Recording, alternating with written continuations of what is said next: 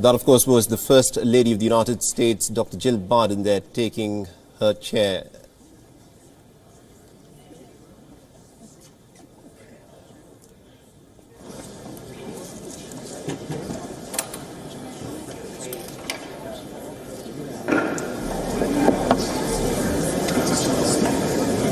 Madam Speaker, the President's Cabinet.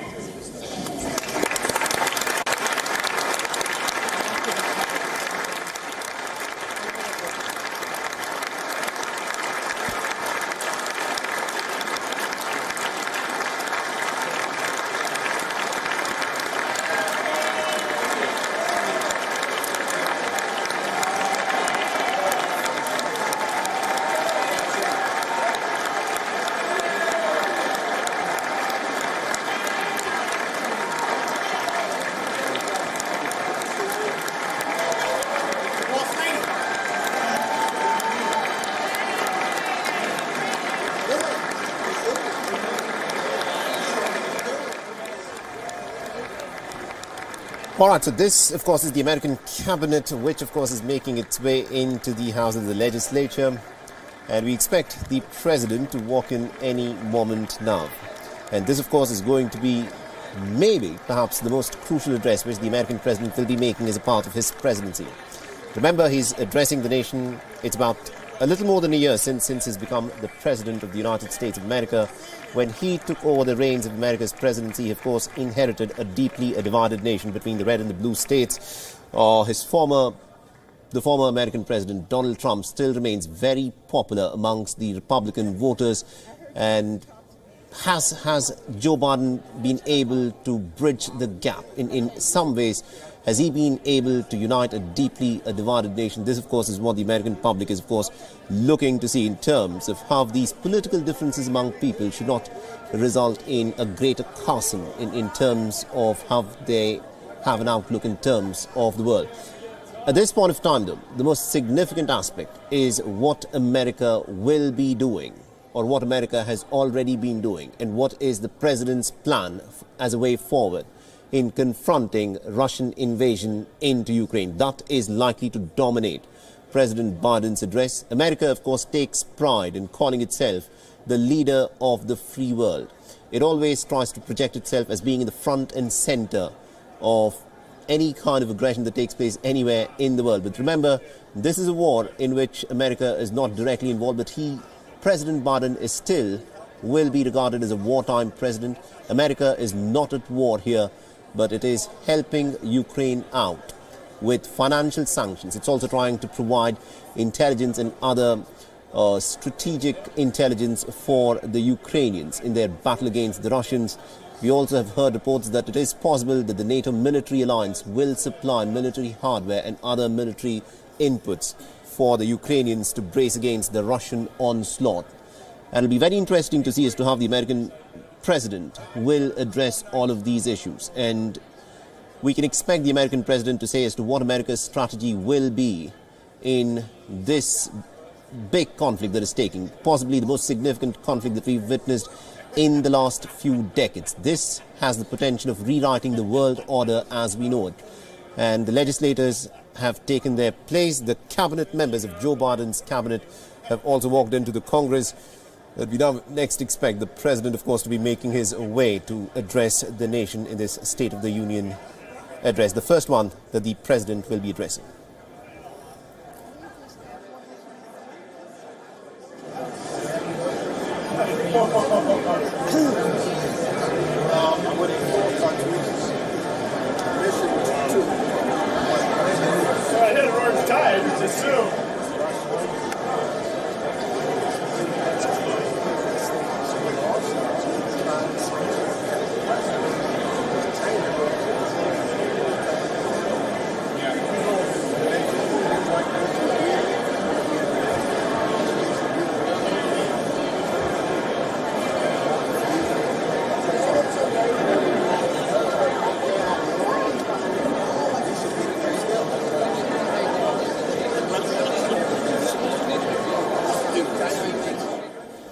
also, according to reports that are coming in from the capital, it is being said that in a bit of a show of support and solidarity with the Ukrainian nation, the Ukrainian caucus at the Capitol Hill has encouraged members to wear blue and yellow ribbons for the State of the Union address that is expected to happen in just some time from now.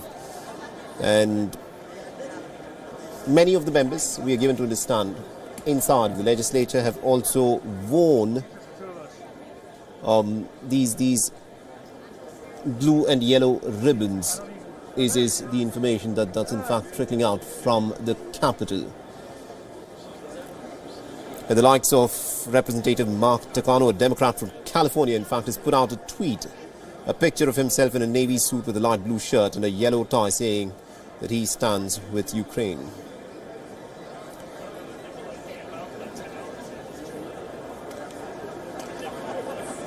And also something which the American public and indeed the public around the world will notice today very starkly is that the members who are present in the Congress have now ditched their face masks. And this is just 48 hours after the attending physician had issued a guidance saying that masks are now optional, and members of both the Republican and Democrat side have been spotted about meandering and catching up with their colleagues, taking selfies, shaking hands, and not wearing a face mask inside the American legislature.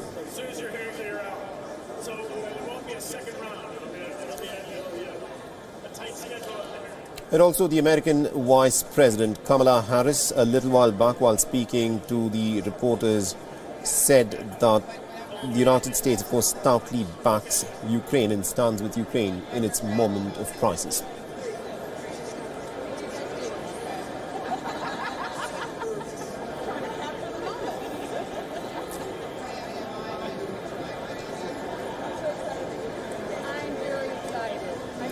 But remember, this, of course, will be Joe Biden's first State of the Union address. And last year's address was technically called an annual message because that, of course, was Joe Biden's very first message to the joint legislature. Since 1977, newly sworn-in presidents have not called their first nation before a joint session of the Congress as a State of the Union address. And they've often referred to the very first address that they make to the joint house of the legislature as an annual message or a message or an address on a particular topic. Madam Speaker, the President of the United States.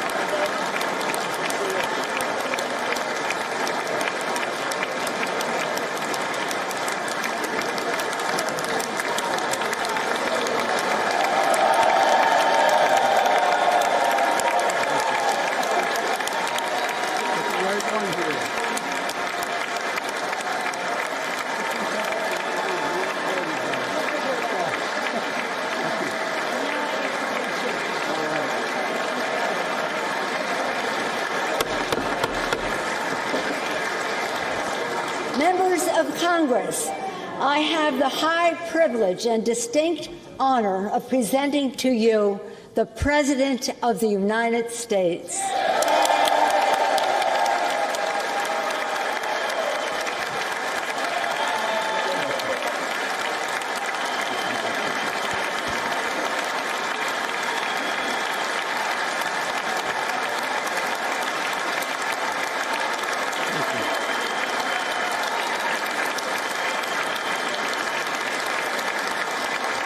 Thank you, thank you, thank you.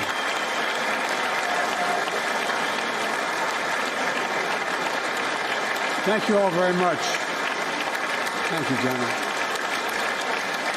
Thank you. Thank you.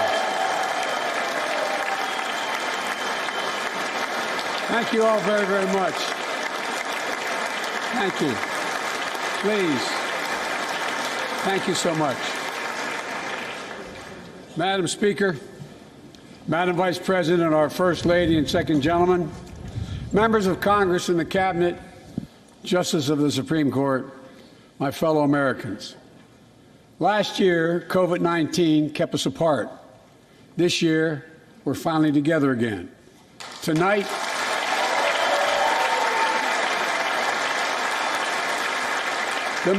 we meet as Democrats, Republicans, and Independents, but most importantly, as Americans, with the duty to one another, to America, to the American people, to the Constitution, and an unwavering resolve that freedom will always triumph over tyranny.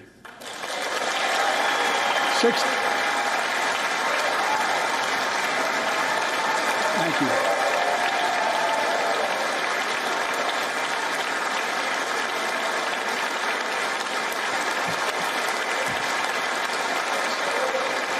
6 days ago, Russia's Vladimir Putin sought to shake the very foundations of the free world, thinking he could make it bend to his menacing ways. But he badly miscalculated. He thought he could roll into Ukraine and the world would roll over. Instead, he met with a wall of strength he never anticipated or imagined. He met the Ukrainian people.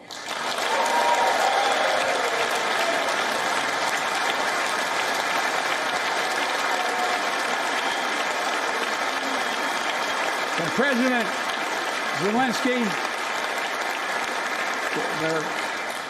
to every Ukrainian, their fearlessness, their courage, their determination literally inspires the world. Groups of citizens blocking tanks with their bodies, everyone from students to retirees to teachers, turned soldiers defending their homeland. And in this struggle, President Zelensky said in his speech to the European Parliament, "Light will win over darkness." The Ukrainian ambassador to the United States is here tonight, sitting with the First Lady. Let each of us, if you're able to stand and send an unmistakable signal to the world of Ukraine.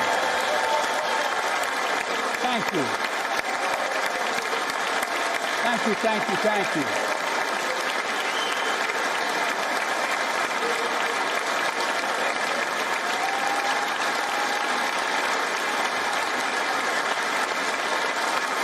She's bright, she's strong, and she's resolved.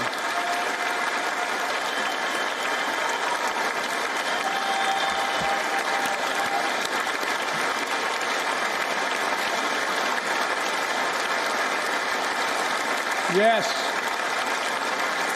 we, the United States of America, stand with the Ukrainian people. Throughout our history, we've learned this lesson. When dictators do not pay a price for their aggression, they cause more chaos. They keep moving, and the cost, the threats to America and America to the world keeps rising. That's why the NATO alliance was created, to secure peace and stability in Europe after World War II. The United States is a member, along with 29 other nations. It matters. American diplomacy matters. American resolve matters. Putin's latest attack on Ukraine was premeditated and totally unprovoked. He rejected repeated efforts at diplomacy. He thought the West and NATO wouldn't respond. He thought he could divide us at home in this chamber, in this nation. He thought he could divide us in Europe as well. But Putin was wrong. We are ready. We are united, and that's what we did. We stayed united. We prepared extensively and carefully. We spent months building coalitions of other freedom-loving nations in Europe and the Americas, from America to the Asian and African continents, to confront Putin. Like many of you, I spent countless hours unifying our European allies. We shared with the world in advance what we knew Putin was planning and precisely how we would try to falsify and justify his aggression. We countered Russia's lies with the truth. And now that he's acted, the free world is holding him accountable, along with 27 members of the European Union, including France, Germany, Italy, as well as countries like the United Kingdom, Canada, Japan, Korea, Australia, New Zealand, and many others, even Switzerland, are inflicting pain on Russia and supporting the people of Ukraine. Putin is now isolated from the world more than he has ever been. Together,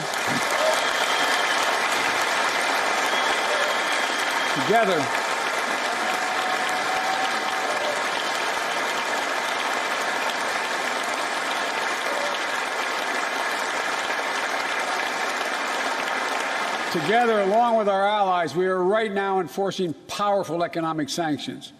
We're cutting off Russia's largest banks in the international financial system, preventing Russia's central bank from defending the Russian ruble, making Putin's $630 billion war fund worthless.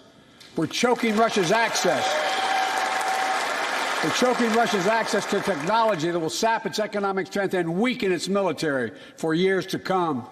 Tonight, I say to the Russian oligarchs and the corrupt leaders who bilked billions of dollars off this violent regime, no more. The United States, I mean it.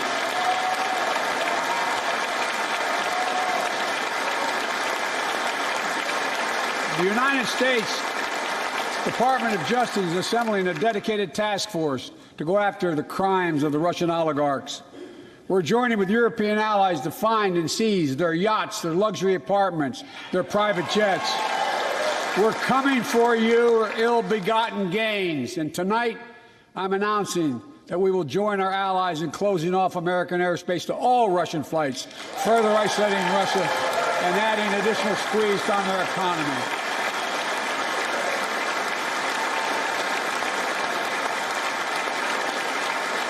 He has no idea what's coming. The ruble has already lost 30% of its value. The Russian stock market has lost 40% of its value, and trading remains suspended. The Russian economy is reeling, and Putin alone is the one to blame. Together with our allies, we're providing support to the Ukrainians in their fight for freedom. Military assistance, economic assistance, humanitarian assistance. We're giving more than $1 billion of direct assistance to Ukraine, and will continue to aid the Ukrainian people as they defend their country and help ease their suffering.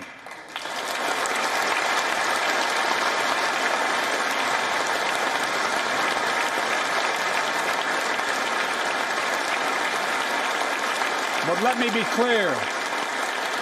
Our forces are not engaged and will not engage in the conflict with Russian forces in Ukraine. Our forces are not going to Europe to fight Ukraine, but to defend our NATO allies in the event that Putin decides to keep moving west. For that purpose, we have mobilized American ground forces, air squadrons, ship deployments to protect NATO countries including Poland, Romania, Latvia, Lithuania, and Estonia. And as I've made crystal clear, the United States and our allies will defend every inch of territory that is NATO territory with the full force of our collective power. Every single inch.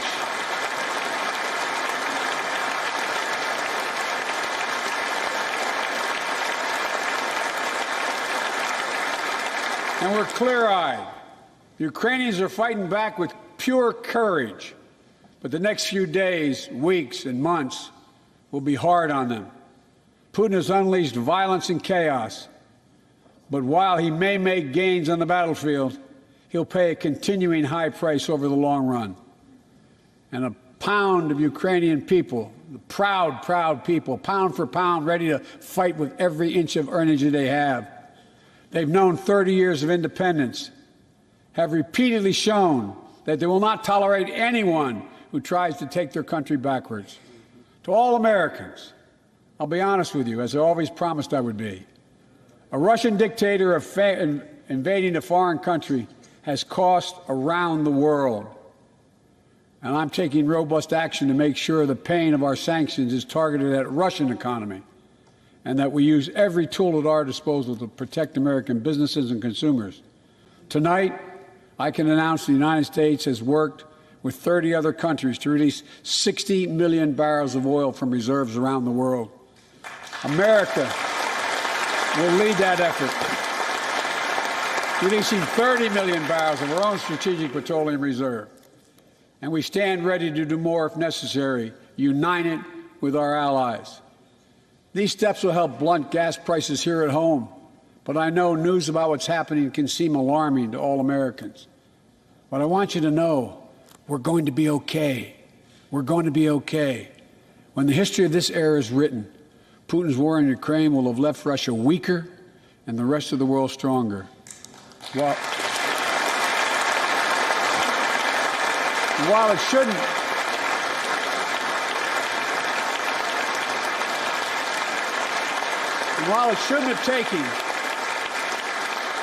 shouldn't have taken something so terrible for people around the world to see what's at stake, now everyone sees it clearly.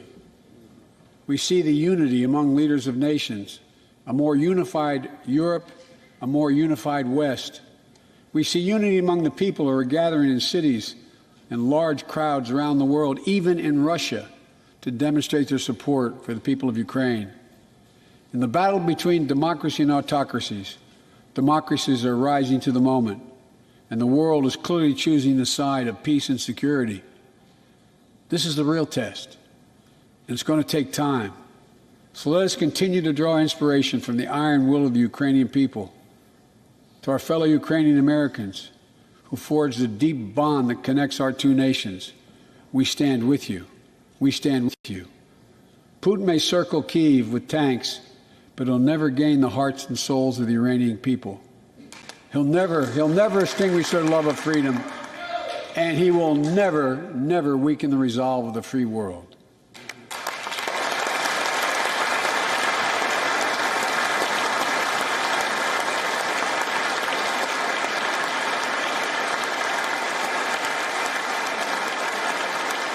We meet tonight in an America that has lived through two of the hardest years this nation has ever faced. The pandemic has been punishing, and so many families are living paycheck to paycheck, struggling to keep up with the rising cost of food, gas, housing, and so much more. I understand, like many of you did. My dad had to leave his home in Scranton, Pennsylvania to find work. So like many of you, I grew up in a family when the price of food went up, it was felt throughout the family. It had an impact. That's when one of the first things I did as president was fight to pass the American Rescue Plan. Because people were hurting, we needed to act, and we did. Few pieces of legislation have done more at a critical moment in our history to lift us out of a crisis. It fueled our efforts to vaccinate the nation and combat COVID-19, delivered immediate economic relief to tens of millions of Americans. It helped put food on the table. Remember those long lines of cars waiting for hours just to get a box of food put in their trunk? It cut the cost of health care insurance. And as my dad used to say, it gave the people just a little bit of breathing room. Unlike the $2 trillion tax cut passed in the previous administration that benefited the top 1% of Americans, the American Rescue Plan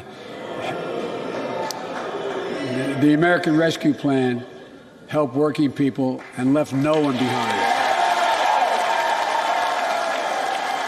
Folks,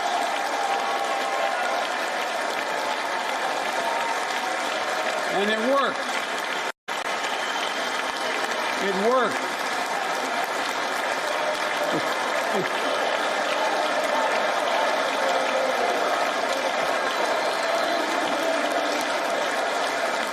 It worked. We created jobs, lots of jobs. In fact, our economy created over 6 6.5 million new jobs just last year. More jobs in 1 year than ever before in the history of the United States of America. The economy grew at a rate of 5.7 last year, the strongest growth rate in 40 years, and the first step in bringing fundamental change to our economy that hasn't worked for working people in this nation for too long. For the past 40 years, we were told that tax break for those at the top and benefits would trickle down and everyone would benefit. But that trickle-down theory led to a weaker economic growth, lower wages, bigger deficits, and a widening gap between the top and everyone else in nearly a century. Look, Vice President Harris and I ran for office, and I realize we have fundamental disagreements on this, but ran for office with a new economic vision for America. Invest in America, educate Americans, grow the workforce, build the economy from the bottom up and the middle out, not from the top down, because we know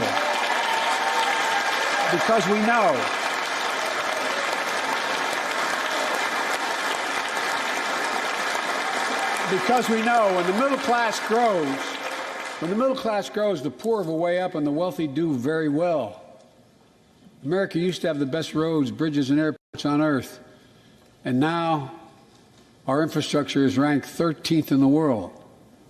We won't be able to compete for the jobs of the 21st century if we don't fix it. That's why it was so important to pass the bipartisan infrastructure law. And I thank my Republican friends who joined to invest and rebuild America, the single biggest investment in history. It was a bipartisan effort, and I want to thank the members of both parties who worked to make it happen. We're done talking about infrastructure weeks. We're now talking about an infrastructure decade. And look, it's going to transform America, to put us on a path to win the economic competition of the 21st century that we face with the rest of the world, particularly China. I've told Xi Jinping it's never been a good bet to bet against the American people. We'll create good jobs for millions of Americans, modernizing roads, airports, ports, waterways, all across America. And we'll do it to withstand the devastating effects of climate change and promote environmental justice.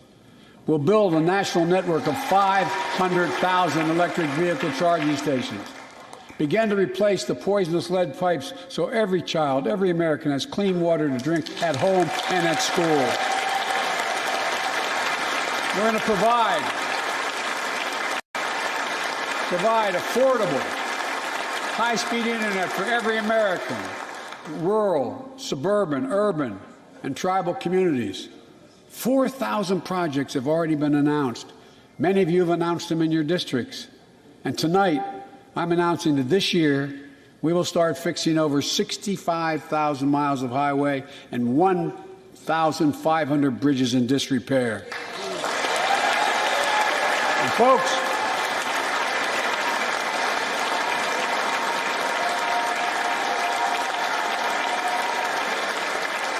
when we use taxpayers' dollars to rebuild America, we're going to do it by buying America. Buy American products. Support American jobs. The federal government spends about $600 billion a year to keep this country safe and secure.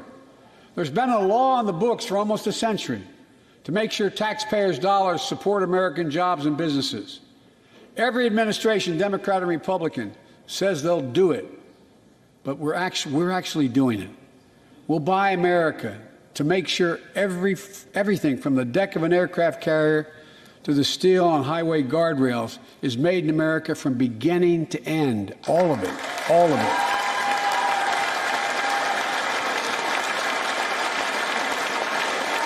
But folks, to compete for the jobs of the future, we also need a level playing field with China and other competitors. That's why it's so important to pass the Bipartisan Innovation Act sitting in Congress that will make record investments in emerging technologies and American manufacturing. We used to invest almost 2% of our GDP in research and development. We don't now. China is. Let me give you one example why it's so important to pass. If you travel 20 miles east of Columbus, Ohio, you'll find 1,000 empty acres of land. It won't look like much, but if you stop and look closely, you'll see a field of dreams, the ground on which America's future will be built. That's where Intel, the American company that helped build Silicon Valley, is going to build a $20 billion semiconductor megasite, up to 8 state-of-the-art factories in one place, 10,000 new jobs. And in those factories, the average job about $135,000 a year. Some of the most sophisticated manufacturing in the world to make computer chips the size of a fingertip, that power the world in everyday lives, from smartphones, technology to the internet, technology that's yet to be invented. But that's just the beginning. Intel CEO Pat Gelsinger, who is here tonight, I don't know where Pat is. Pat, there you go, Pat, stand up.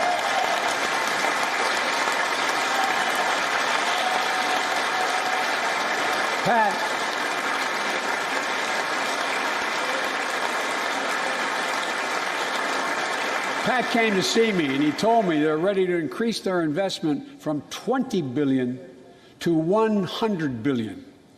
That would be the biggest investment in manufacturing in American history. And all they're waiting for is for you to pass this bill. So let's not wait any longer. Send it to my desk, I'll sign it, and we'll really take off in a big way. And folks, Intel is not alone. There's something happening in America. Just look around and you'll see an amazing story. The rebirth of pride that comes from stamping products made in America. The revitalization of American manufacturing. Companies are choosing to build new factories here when just a few years ago they would have gone overseas. That's what's happening. Ford is investing $11 billion in electric vehicles, creating 11,000 jobs across the country. GM is making the largest investment in its history, $7 billion to build electric vehicles, creating 4,000 jobs in Michigan. All told, 369,000 new manufacturing jobs were created in America last year alone. Folks,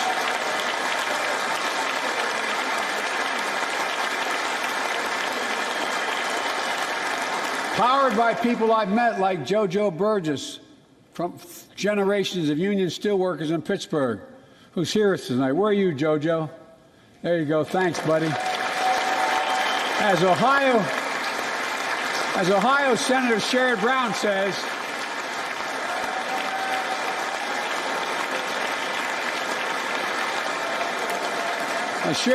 says, it's time to bury the label Rust Belt.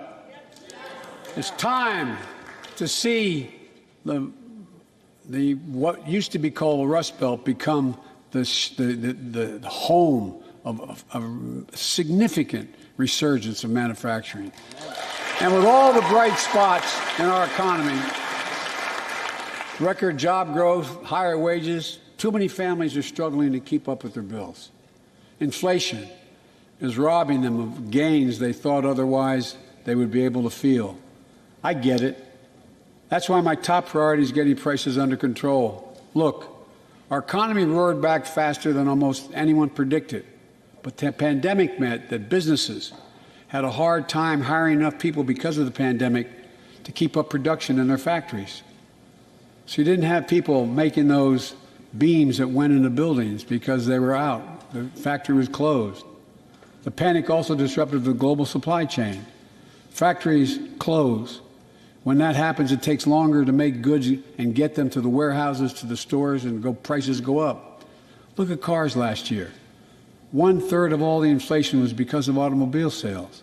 There weren't enough semiconductors to make all the cars that people wanted to buy. And guess what? Prices of automobiles went way up, especially used vehicles as well. And so we have a choice. One way to fight inflation is to drive down wages and make Americans poorer. I think I have a better idea to fight inflation. Lower your costs, not your wages. Folks,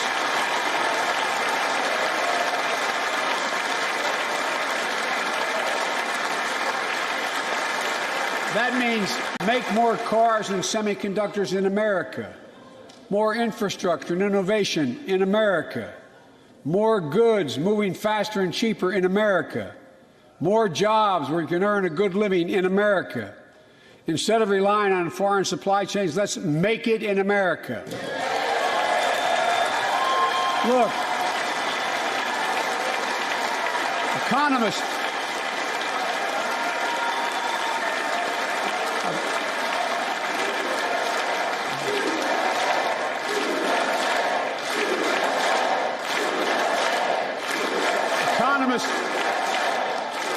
call this increasing the productive capacity of our economy. I call it building a better America. My plan to fight inflation will lower your costs and lower the deficit.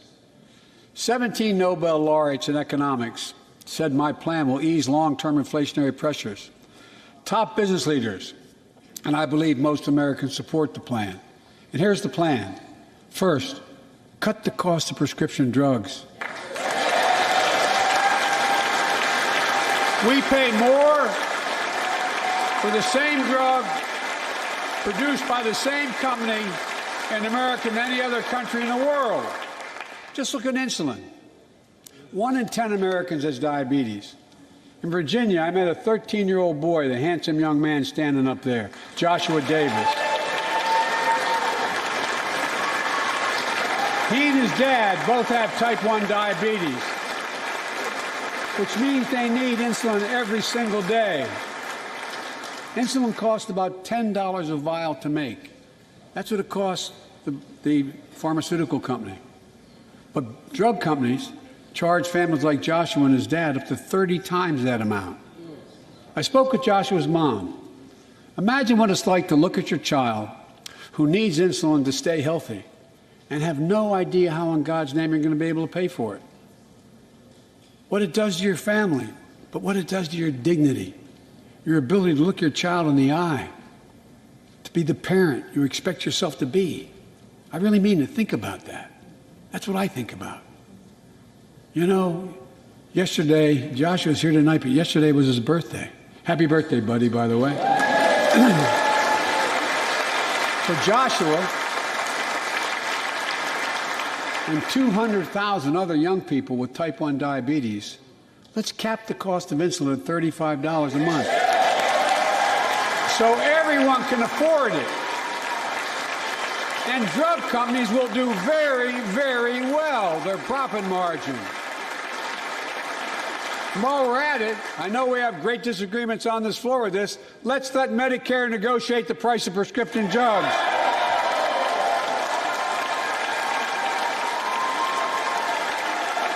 They already set the price for VA drugs. Look, the American Rescue Plan is helping millions of families with Affordable Care Act plans to save them $2,400 a year on their health premiums.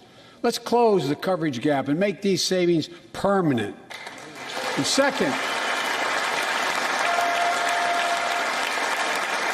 let's cut energy costs for families, an average of $500 a year by combating climate change. Let's provide an investment tax credits to weatherize your home and your business, to be energy efficient and get a tax credit for it.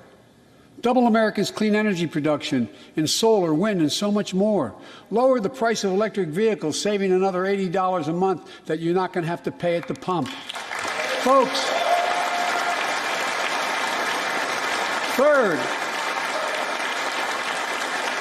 the third thing we can do to change the standard of living for hardworking folks is cut the cost of child care. Cut the cost of child care. Folks, if you live in a major city in America, you pay up to $14,000 a year for child care per child. I was a single dad for 5 years, raising 2 kids. I had a lot of help, though. I had a mom, a dad, a brother, and a sister that really helped. But middle class and working folks shouldn't have to pay more than 7% of their income to care for the young children. My plan would cut the cost of child care in half for most families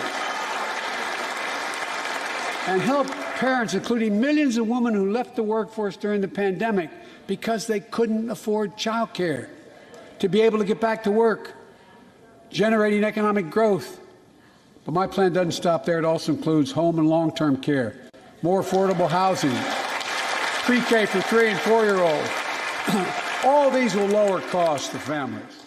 And under my plan, nobody, let me say this again, nobody earning less than $400,000 a year will pay an additional penny in new taxes. Not a single penny.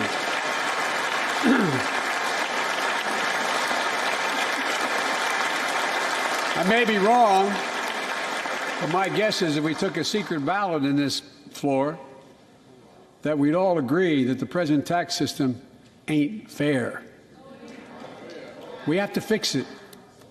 I'm not looking to punish anybody, but let's make corporations and wealthy Americans start paying their fair share. Look, last year,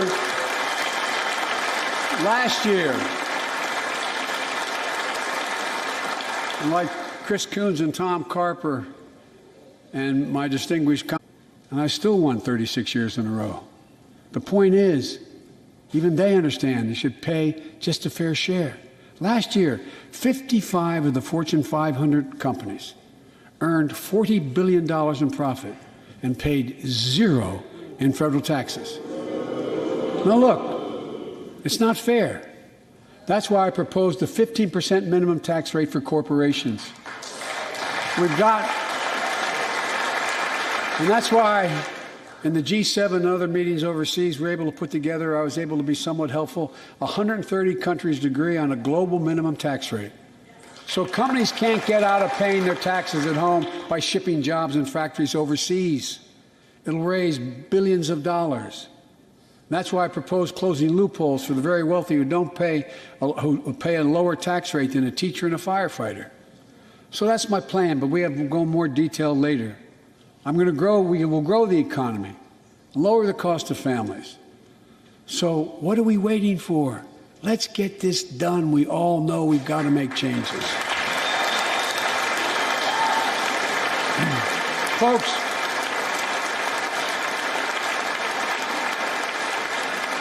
and while you're in my administration, the watchdogs are back.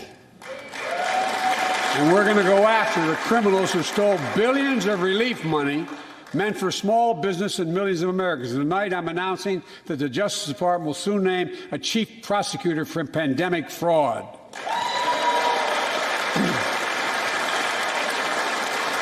Look,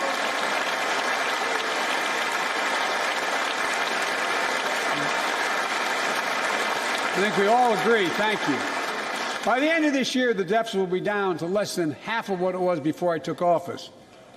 The only president ever to cut the deficit by more than $1 trillion in a single year. Lowering your cost also meant demanding more competition. I'm a capitalist, but capitalism without competition is not capitalism. Capitalism without competition is exploitation. It drives up profits. And corporations have to compete. Their profits go up and your prices go up when they don't have to compete. Small businesses and family farmers and ranchers, I need not tell some of my Republican friends from those states. Guess what? You got 4 basic meat packing facilities. That's it. You play with them or you don't get to play at all. And you pay a hell of a lot more. A hell of a lot more because there's only 4. See what's happening with ocean carriers moving goods in and out of America. During the pandemic, about half a dozen or less foreign-owned companies raised prices by as much as 1,000% and made record profits. Tonight, I'm announcing a crackdown on those companies overcharging American businesses and consumers. And folks,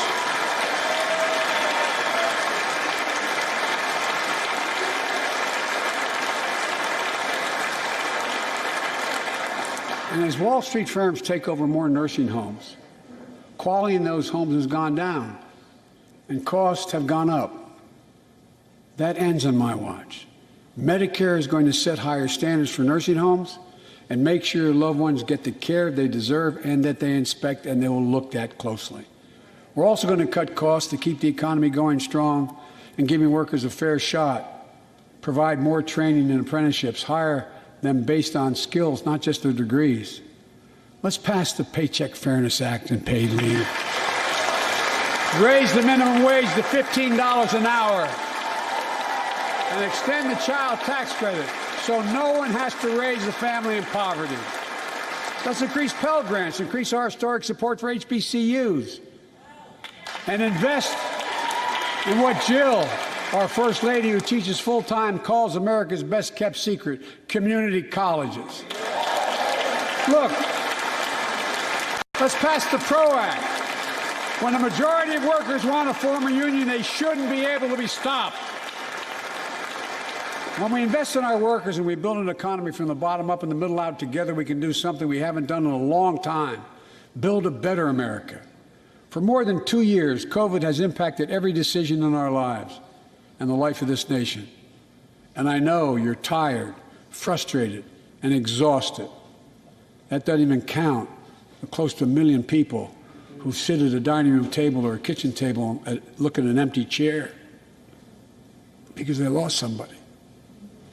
But I also know this, because of the progress we've made, because of your resilience and the tools that we have been provided by this Congress, tonight I can say we're moving forward safely back to more normal routines. We've reached a new moment in the fight against COVID-19, where severe cases are down to a level not seen since July of last year. Just a few days ago, the Center for Disease Control and Prevention issued a new mask guidelines. Under the new guidelines, most Americans and most of the country can now go mask-free. And based on projections, more of the country will reach a point across the next couple of weeks. And thanks to the progress we've made in the past year, COVID-19 no longer need control our lives. I know some are talking about living with COVID-19, but tonight I say that we never will just accept living with COVID-19. We'll continue to combat the virus as we do other diseases. And because this virus mutates and spreads, we have to stay on guard. And here are 4 common sense steps as we move forward safely, in my view. First, stay protected with vaccines and treatments. We know how incredibly effective vaccines are. If you're vaccinated and boosted, you have the highest degree of protection. And we'll never give up on vaccinating more Americans. Now, I know parents with kids under 5 are eager to see their vaccines authorized for their children. Scientists are working hard to get that done. We'll be ready with plenty of vaccines if and when they do. We're all ready. We are also ready with antiviral treatments. If you get COVID-19, the Pfizer pill reduces your chances of ending up in the hospital by 90%. I've ordered more pills than anyone in the world has. Pfizer is working overtime to get us 1 million pills this month and more than double that next month. And now we're launching the Test to Treat initiative. So people can get tested at a pharmacy, and if they prove positive, receive the antiviral pills on the spot at no cost. And folks, if you're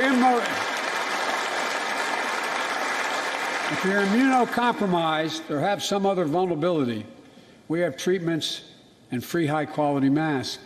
We're leaving no one behind or ignoring anyone's needs as we move forward.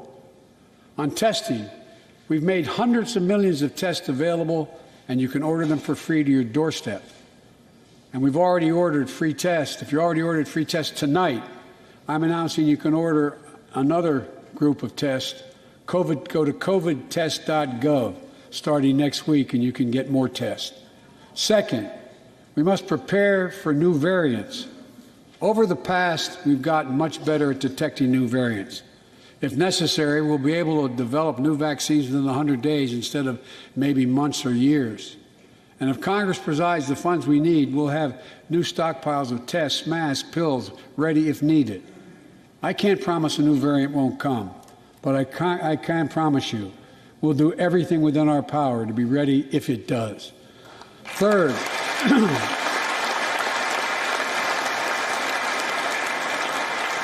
we can end the shutdown of schools and businesses. We have the tools we need. It's time for America to get back to work and fill our great downtowns again with people. People working from home can feel safe and begin to return to their offices. We're doing that here in the federal government.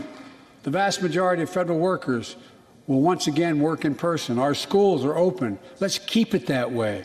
Our kids need to. 75% of adult Americans fully vaccinated, and hospitalizations down by 77%.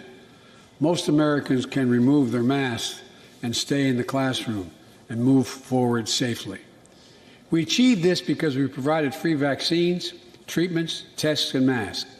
Of course, continuing this costs money, so I'll not surprise you. I'll be back to see you all. And I'm going to soon send a request to Congress. The vast majority of Americans have used these tools and may want again.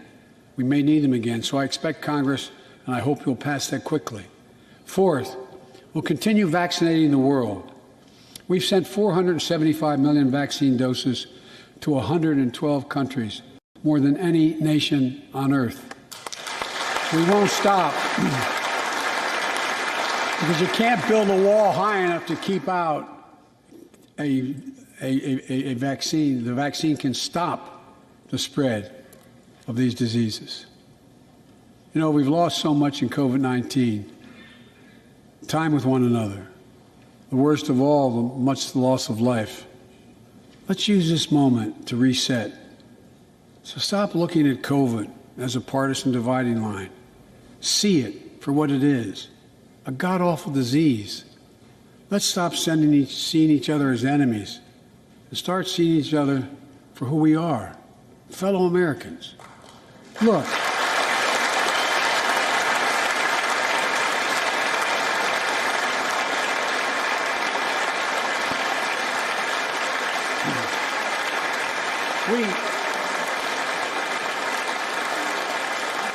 We can't change how divided we've been. It was a long time in coming.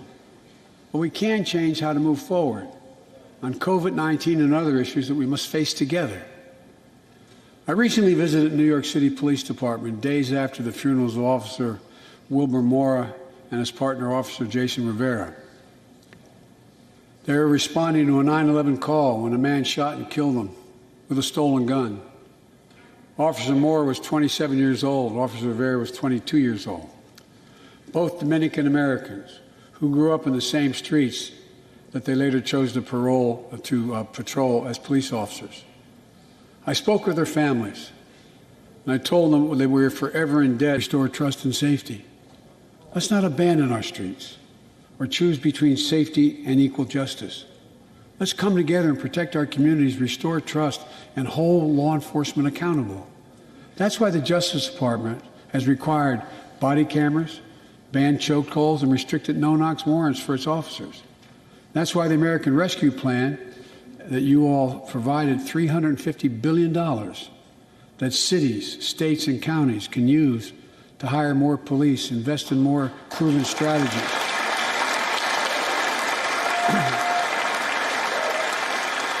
Proven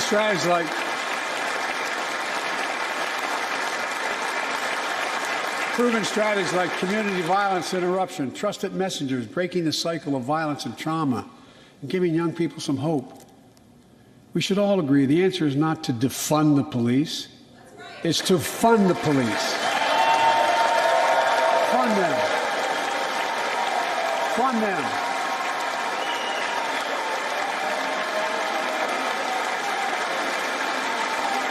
Fund them with resources and training. Resources and training they need to protect our communities. I ask Democrats and Republicans alike to pass my budget and keep our neighborhoods safe. And we'll do everything in my power to crack down on gun trafficking, of ghost guns that you can buy online, assemble at home, no serial numbers, can't be traced. I asked Congress to pass proven measures to reduce gun violence, pass universal background checks. Why should anyone on the terrorist list be able to purchase a weapon? Why? Why? And folks, ban assault weapons with high-capacity magazines that hold up to 100 rounds. You think the deer are wearing Kevlar vests? Look, repeal the liability shield. It makes gun manufacturers the only industry in America that can't be sued. The only one. Imagine had we done that with the tobacco manufacturers. These laws don't infringe on the Second Amendment. They save lives. The most fundamental right in America is the right to vote and have it counted. And look, it's under assault. In state after state, new laws have been passed, not only to suppress the vote, we've been there before, but to subvert the entire election. We can't let this happen. Tonight I call on the Senate to pass the Freedom to Vote Act, pass the John Lewis Act, Voting Rights Act. And while you're at it, pass the Disclose Act so Americans know who's funding our election. Look, tonight, I'd like to honor someone who dedicated his life to serve this country. Justice Breyer, an Army veteran, constitutional scholar, retiring Justice of the United States Supreme Court. Justice Breyer, thank you for your service. Thank you, thank you, thank you. I mean it. Get up, stand, let them see you. Thank you.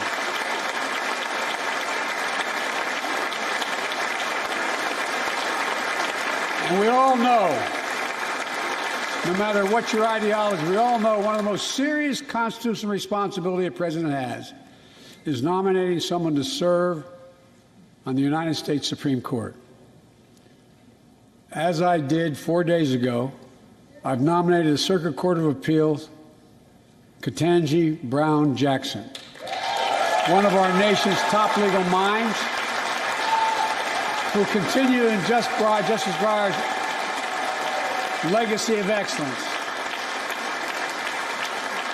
A former top litigator in private practice, a former federal public defender, from a family of public school educators and police officers. She's a consensus builder. Since she's been nominated, she's received a broad range of support, including the Fraternal Order of Police and former judges supported by Democrats and Republicans. Folks, if we're to advance liberty and justice, we need to secure our border and fix the immigration system.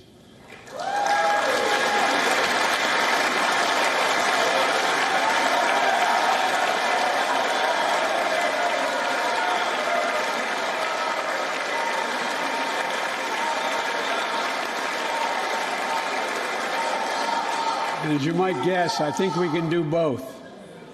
At our border, we've installed new technology like cutting-edge scanners to better detect drug smuggling. We've set up joint patrols with Mexico and Guatemala to catch more human traffickers. We're putting in place dedicated immigration judges in a significant larger number so families fleeing persecution and violence can have their cases heard faster, and those who don't legitimately hear can be sent back. We're screening, we're securing commitments and supporting partners in South and Central America to host more refugees and secure their own borders. We can do all this while keeping lit the torch of liberty that has led a generation of immigrants to this land, my forebears and many of yours. Provide a pathway to citizenship for dreamers, those with temporary status, farm workers, essential workers. Revise our laws so businesses have workers they need and families don't wait decades to reunite. It's not only the right thing to do, it's economically smart thing to do. That's why the immigration reform is supported by everyone from labor unions to religious leaders to the U.S. Chamber of Commerce. Let's get it done once and for all. Folks,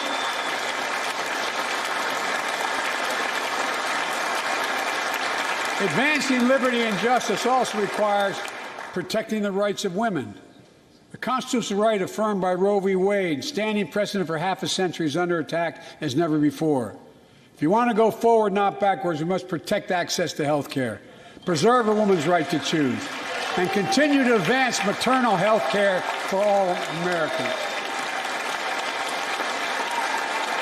And folks, for our LGBTQ plus Americans, let's finally get the Bipartisan Equality Act to my desk. The onslaught of state laws targeting transgender Americans and their families, it's simply wrong. And I said last year, especially to our younger transgender Americans, I'll always have your back as your president so you can be yourself and reach your God-given potential. Folks,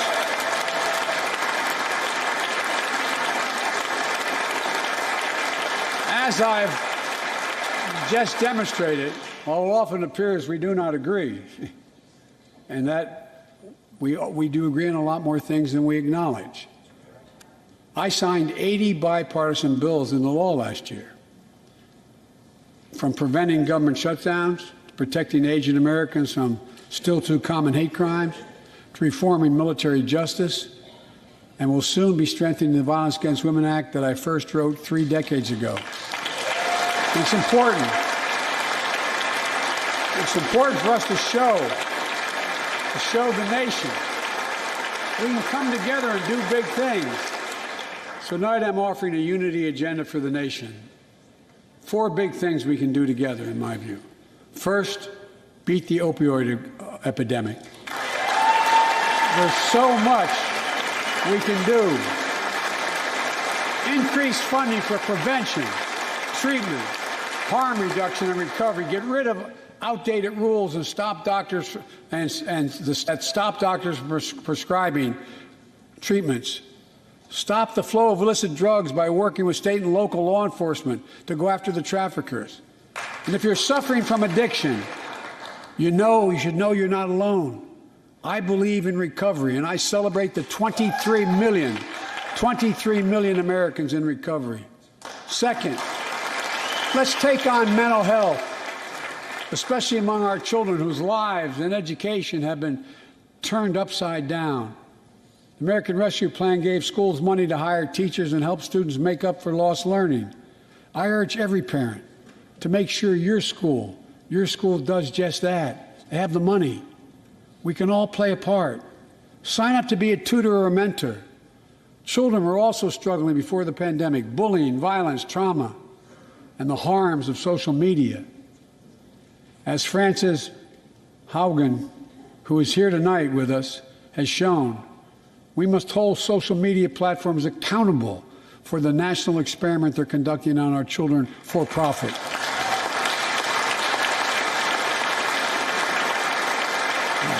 Folks, thank you. Thank you for the courage you showed. It's time to strengthen privacy protections, ban targeted advertising to children, demand tech companies stop collecting personal data on our children, and let's get all Americans the mental health services they need. More people can turn for help and full parity between physical and mental health care if we treat it that way in our insurance. Look,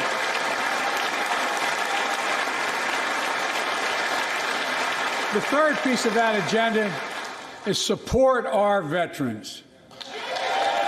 Veterans are the backbone and the spine of this country. They're the best of us. I've always believed that we have a sacred obligation to equip those we send to war and care for those and their family when they come home. My administration is providing assistance in job training, housing, and now helping lower-income veterans get VA care debt-free. And our troops in Iraq and Afghanistan have faced many dangers, one being stationed at bases breathing in toxic smoke from burn pits. Many of you have been there. I've been in and out of Iraq and Afghanistan over 40 times. These burn pits that incinerate waste, the waste of war, medical and hazardous material, jet fuel, and so much more. And they come home, many of the world's fittest and best trained warriors in the world. Never the same. Headaches, numbness, dizziness. a cancer that would put them in a flag-draped coffin. I know. One of those soldiers was my son, Major Bo Biden. I don't know for sure if the burn pit that he lived near, that his hooch was near, in Iraq and earlier than that in Kosovo, is the cause of his brain cancer, the disease of so many other troops. But I am committed to find out everything we can, committed to military families like Danielle Robinson from Ohio, the widow of Sergeant First Class Heath Robinson. He was born a soldier, Army National Guard, combat medic in Kosovo and Iraq, stationed near Baghdad, just yards from burn pits the size of football fields. Danielle is here with us tonight. They loved going to Ohio State football games.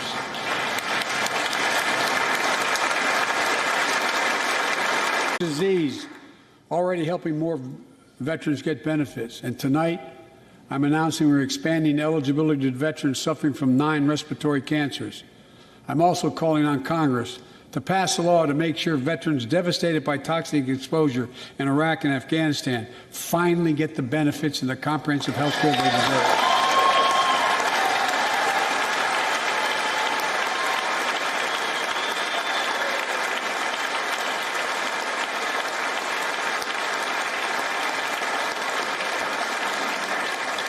And fourth and last, let's end cancer as we know it. This is personal.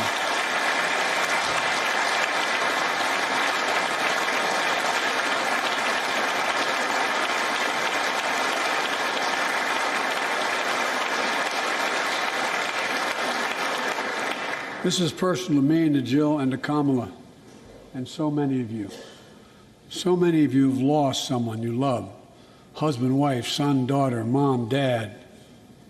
Cancer is the #2 cause of death in America, second only to heart disease.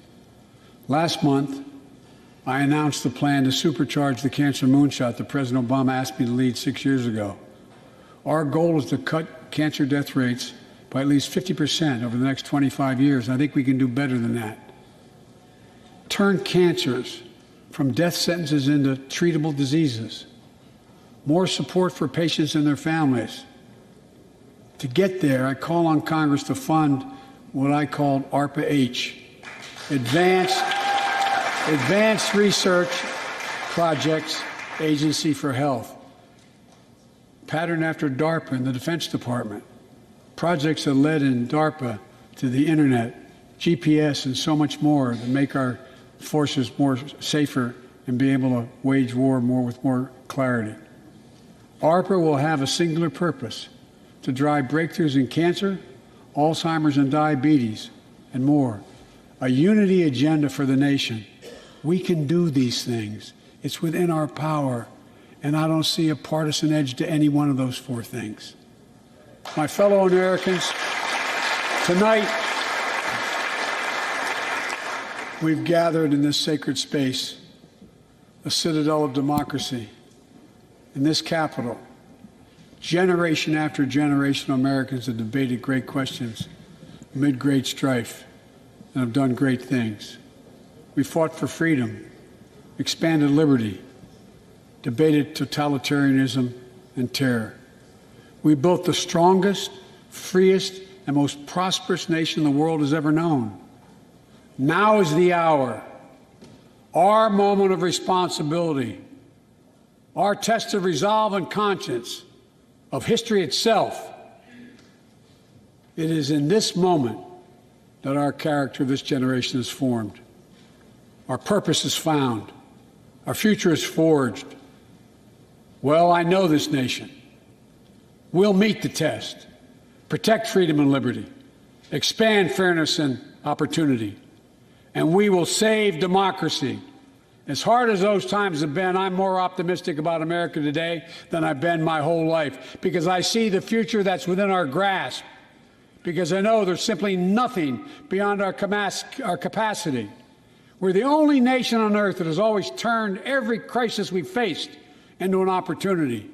The only nation that can be defined by a single word: possibilities.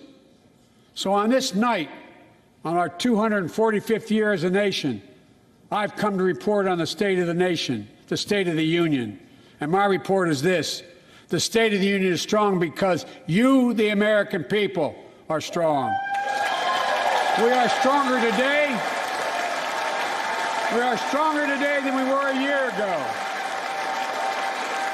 And we'll be stronger a year from now than we are today. This is our moment to meet and overcome the challenges of our time. And we will, as one people, one America, the United States of America. God bless you all, and may God protect our troops. Thank you. Go get him.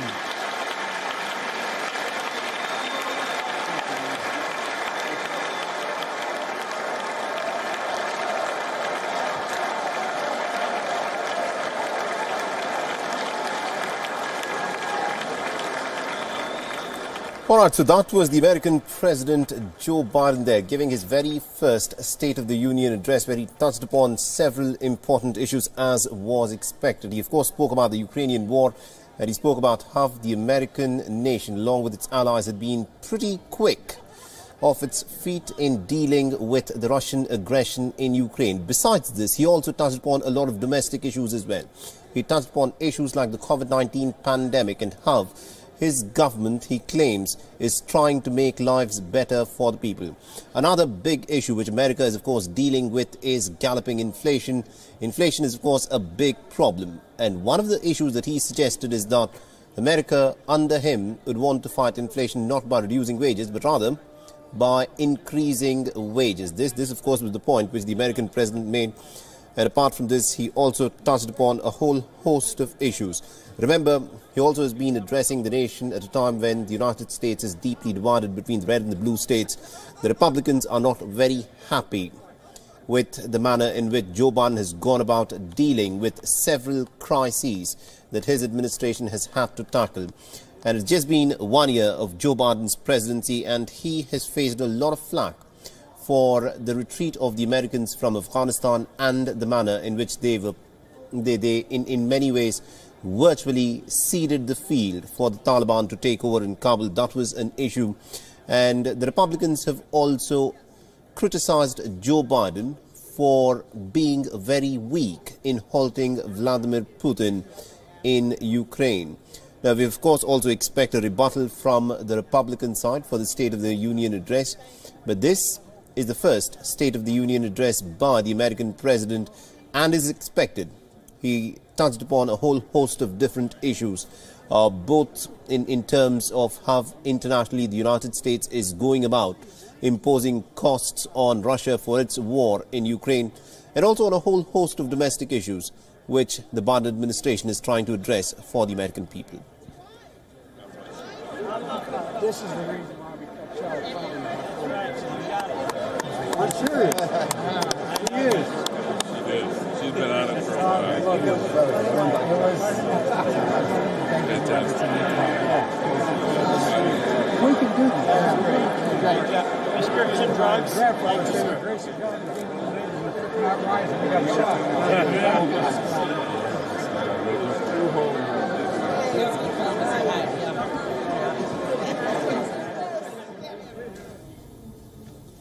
All right, let's now shift our attention to what is unfolding in Ukraine, where the situation continues to remain very volatile.